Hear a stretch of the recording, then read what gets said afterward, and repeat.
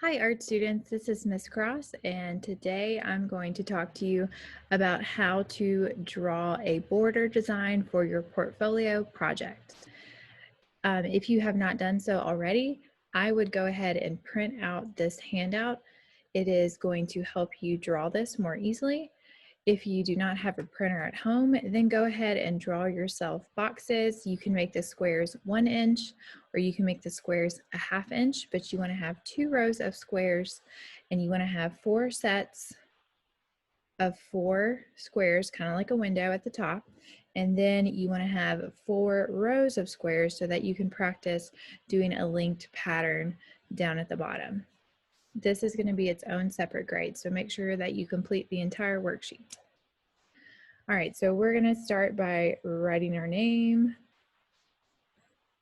on the top of the sheet. Writing your name on your assignments really helps me keep track of things in Schoology. And you need a couple different things for your assignment today. You're going to want just a plain old pencil and some kind of black pen. And if you have a Sharpie marker, that would be helpful as well. It's going to help you cover areas a lot faster.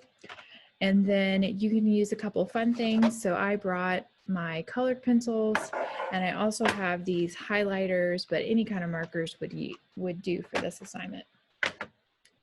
All right, so the first thing we're going to look at is how to do just a very simple pattern that uses all 4 boxes. So get your pencil, and let's start with a simple geometric pattern. So I'm going to take my pencil and I'm going to connect corner to corner in each of the boxes, but instead of drawing my lines exactly the same way, I'm going to connect them.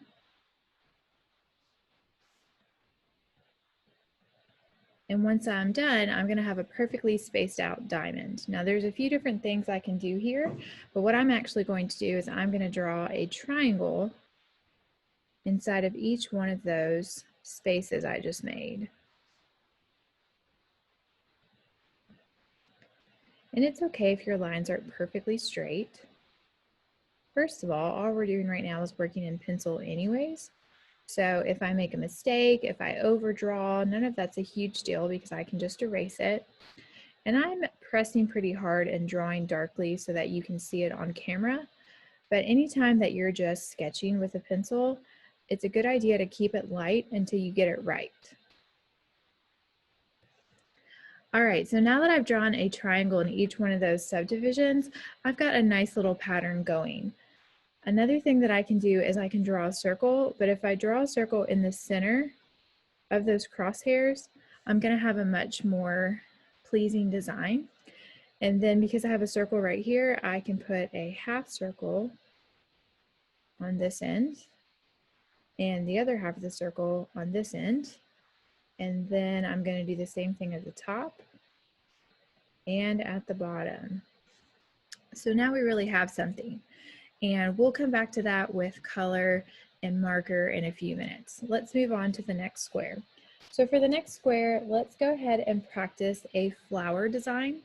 So for this design, you're going to have to think about this as the center and this as kind of like a circle that we're going to work out from. So let's go ahead and draw a small circle or dot in the middle of those squares, right on top of the crosshairs. And then I'm going to imagine this space right here for my flower petal. So I'm actually going to extend all the way out to this corner, and then I'm going to draw a little half moon kind of shape. I guess it's thinner than that, and go all the way to the center. I'm going to do the same thing over here. And then I'm actually going to do it on the other side as well. Now I'm keeping my paper in the same spot because I'm on camera and I want you to be able to see what I'm doing, but there is no reason that you can't turn your paper as you're working so that it's easier to draw. a lot of times it's easier to draw towards yourself. So if that helps you, feel free to turn your paper. You don't have to draw it exactly the same way that you see me doing it. All right, now for the other little spokes of this wheel that I'm kind of creating, I'm going to draw my petals, but I'm actually going to extend them kind of off the design, because if you look, like, this area from the center to the corner is going to be longer than this line right here. So I just want to kind of cut off the edge of my petal so that it looks the way it's supposed to. And actually this one I drew a little bit off center, but I'm not even worried about it because flowers are natural, so they're not going to be perfect. So my lines don't have to be perfect either. All right, so now I've got a really nice beginning of a flower. And when I come back in here later, I can actually add some leaves. So I'm going to put these little V shapes in there. And then when I color it, if I color those green and I color the flower petals a different color, we'll be able to tell the difference between the two. So now that was very simple. All I had to do was V's and half moon shapes, and I have a flower. All right, in the next square, we're going to think about a pinwheel. And so what I'm going to do is I'm going to draw the same thing I drew earlier, where I put a diagonal line in the boxes, but instead of connecting them, I'm going to draw them each on their own. And I could actually do a couple different things there. I'm kind of imagining I could color this in and have kind of like a striped pattern. But what we're going to do is we're going to do a pinwheel. So I'm actually going to color in some different areas, and it's going to look like a pinwheel when I'm finished. All right, for this last box, I'm going to draw a line all the way across the middle, and then I'm going to draw another line all the way across the middle. So I made a big X in there. All right, so mainly the design is going to come in from how I color these in and what I do to them afterwards. All right, let's go back to the first box that we did, and let's add some Sharpie and really fill in those shapes.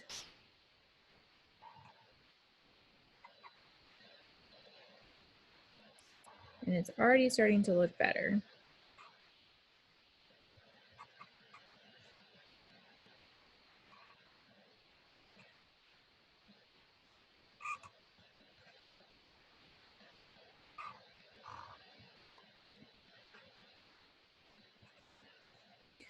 All right, now that I've gotten that, I'm actually going to switch to my black pen so it's thinner, and I'm going to outline all of my circles first.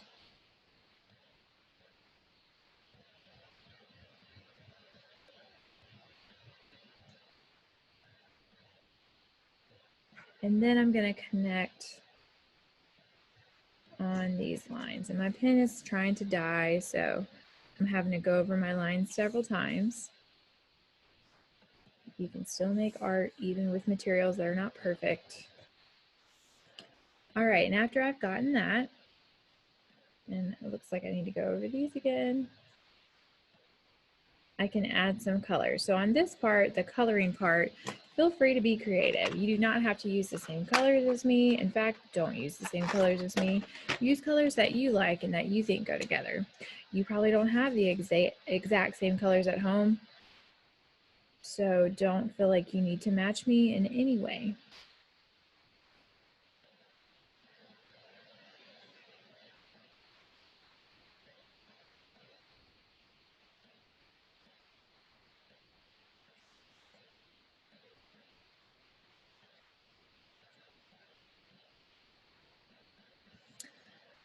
And that was my first color.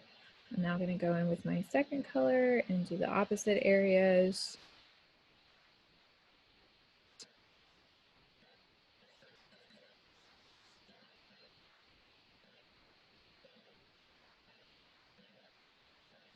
And I think that in these little areas that I have circled, I should use the color orange. I think that'll contrast nicely with the green and the blue. And it looks like my orange is actually picking up some of the black, so it's kind of a muddy color, so that didn't turn out as well as I wanted it to. That dirty highlighter. But that's okay. That's part of the process of making art, is making mistakes and then kind of rolling with them.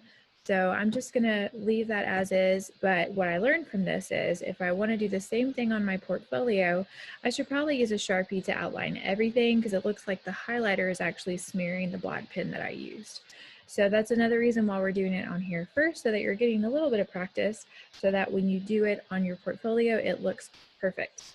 All right, the next thing I'm gonna do is color the flower.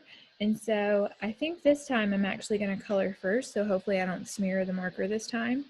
And so I'm gonna take my green highlighter and I'm gonna color in all the leaves. And it's already gonna make it look better than it did before. And next I'm gonna think about what color I want the petals to be. And I think I want my petals to look kind of 3D. And so instead of using a marker that's going to be flat looking, I'm actually going to use two different colored pencils that are close in color. So think about the rainbow if you don't have a lot of different choices, and pick colors that are next to each other in the Roy G. Biv order: red, orange, yellow, green, blue, indigo, violet. But I have a set that has lots of different colors, so I'm actually going to pick a light purple and a dark purple, and that's going to look really nice together, and it's really going to pop next to the green marker that I already put down. So what I'm going to do is I'm going to take my light purple colored pencil and I'm going to outline the edges of the petals that I drew. And I'm pressing hard because I want dark lines.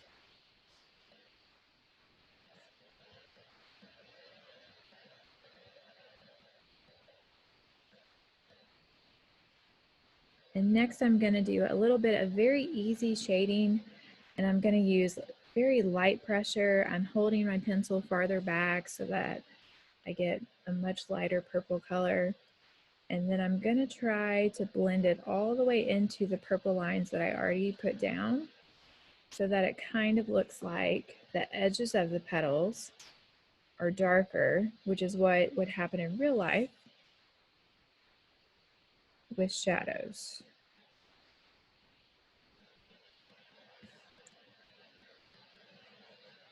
The next thing I want to think about is the center of my flower. So in real life, a flower is more like a cup. You've got the center of your flower and then you've got the petals sticking up. So because of that, the center area is actually going to be darker because you have more shadow in the center. So I'm going to take my dark purple and I'm going to do some zigzag kind of jagged lines. I don't want them to look too perfect in the center of my flower to make it look like there is a shadow coming out from the center. And that's going to really make this flower look awesome. So now you know the secret to having really awesome shaded colored pencil work. Look at that. All right. Another thing I can do to make this look even cooler is I could take a green colored pencil and I could go over the marker in kind of the same area. So it looks like those flower, I'm sorry, the flower leaves, not the flower petals. The leaves are doing the same thing. All right, and that looks really nice. And there's one more thing that I could do to really make this pop, and that is to use a darker color on the background. So I'm gonna take my brown colored pencil and just trace the outside of the box, skipping the areas where I had the petals running off the edge, and then lightly color in the rest of it. And it's gonna look like my flower is actually in the ground.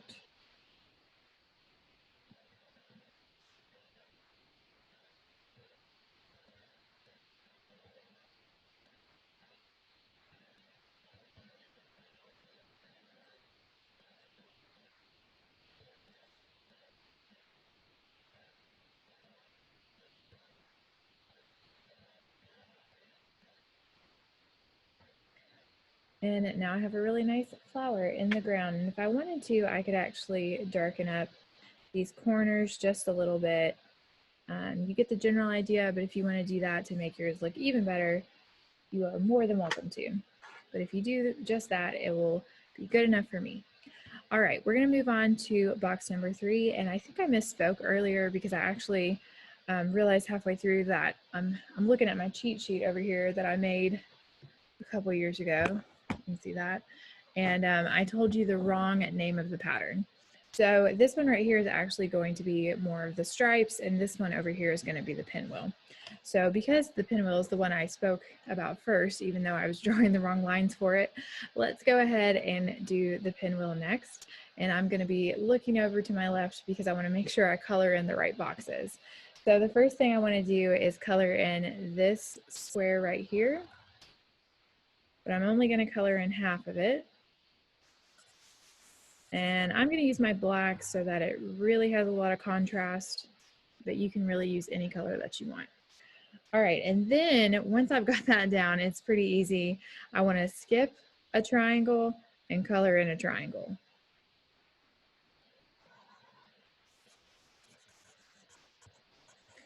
As long as you have those lines angled the right way, it's going to work. Skip a triangle, color in a triangle.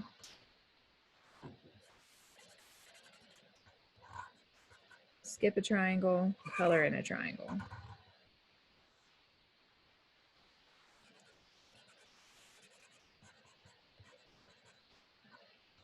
And you know what? I'm looking over here at this flower and it bothers me, so I'm actually going to color in the center so that you can see it a little bit better.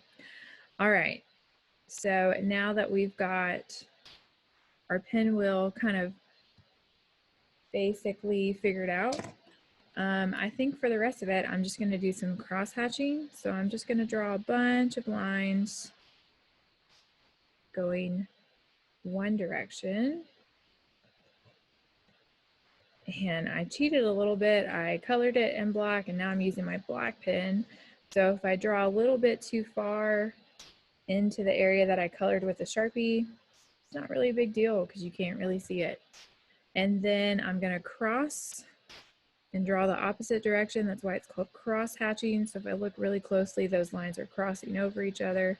And I'm doing my best while also being quick to keep my lines equidistant apart and also parallel. So they're perpendicular. That's what makes the cross hatching look really nice. But then all the lines that I'm drawing are equally spaced apart and parallel to each other as much as I can. Now, if you look closely, there's some that are a little bit off. All right, so there's my nice little pinwheel with some cross hatching in the background. All right, so this one right here, the reason it looks like it's stripes because this is the one that is supposed to be stripes. So you can do a lot of cool different things here. And if you want to be a little bit more creative and do something different than what I'm doing, that's totally fine. But I'm going to think about this like stripes. So I'm going to color in this area right here. Skip this area so I can do something else there. And then color in this area right here. And now I have some stripes.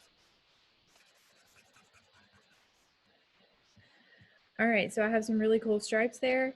And there are so many different things that you could do with this design. So I think right here, what I'm gonna do is I'm gonna draw some hearts. And I'm gonna draw one heart this direction. Hearts fit really nicely in triangles. And then I am actually gonna have to turn my paper the other way to draw the heart the opposite direction and not mess it up. Don't want it to be too wonky.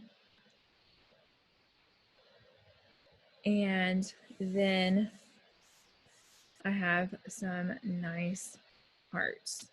All right, and then if I feel like it's too empty, I can just add some little dots.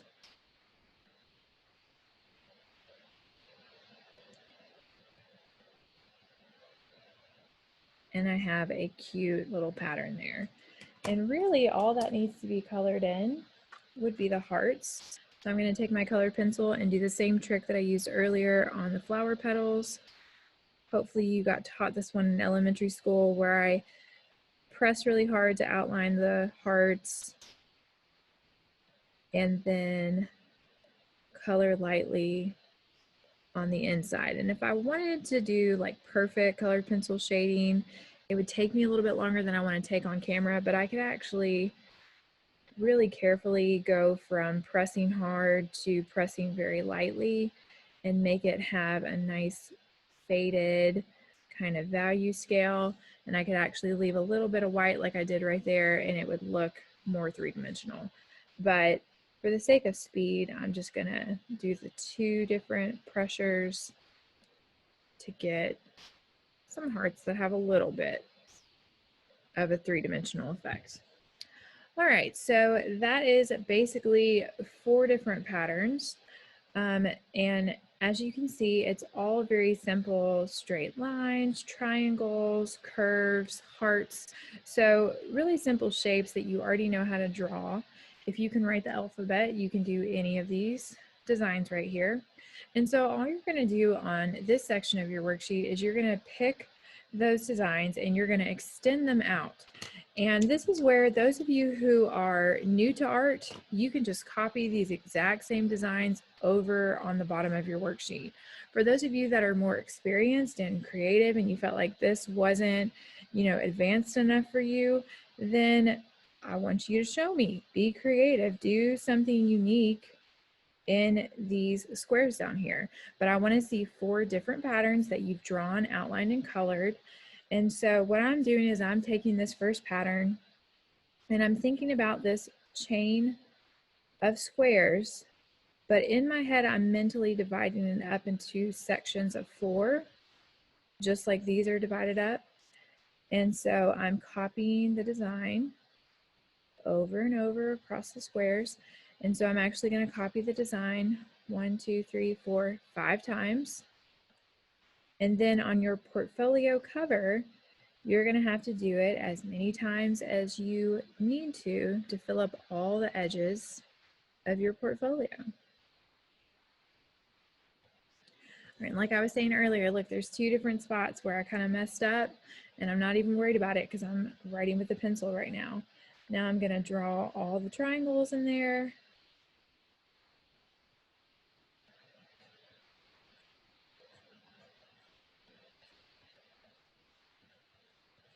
And you should be able to start to see how this is going to be a long chain of a pattern.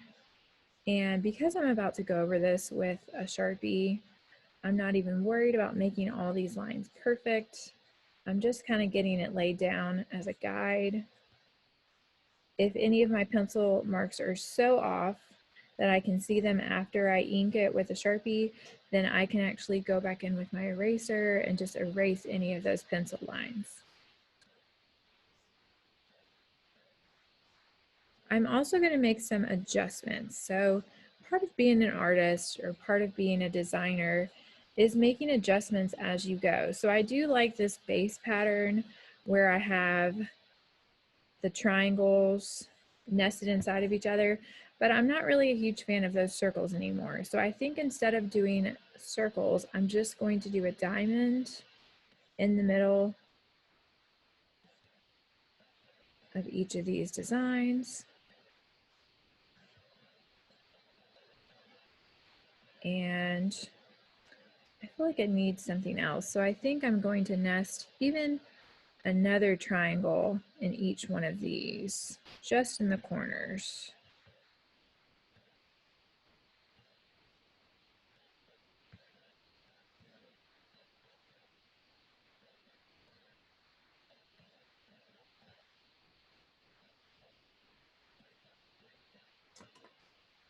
Okay, I am happy with that pattern now, and I think it's ready to be outlined with Sharpie. Now, if you would like to, you can use the same colors that you used up in the top, and you can just repeat those again in your extended pattern, or you can play with different color combinations. So I think that's what I'm going to do on my paper. But I'm actually going to stop the video here because I think you understand how to complete this now. So when you're finished, you're going to have a completely drawn out, completely outlined, and completely colored worksheet.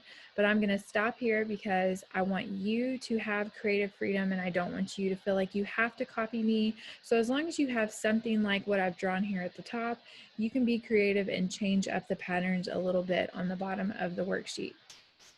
All right, so that's all I have for you today. As always, if you have questions, please contact me through Schoology and I will get to you the next business day or as soon as I can. And I hope you have a great day. Go make some art.